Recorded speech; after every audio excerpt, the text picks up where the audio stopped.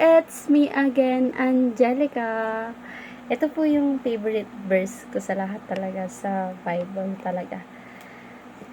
Sabi dito, Isaiah 41:10, ako'y sa iyo, huwag kang matakot. Ako ang iyong Diyos.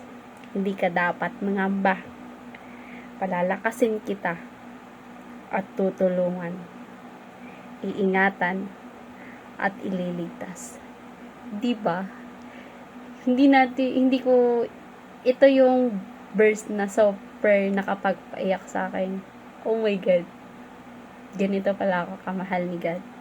Kasi 'di ba, sabi dito, totoo na hindi dapat tayo matakot. Totoo na hindi dapat tayo mangamba kung ano yung darating na bukas.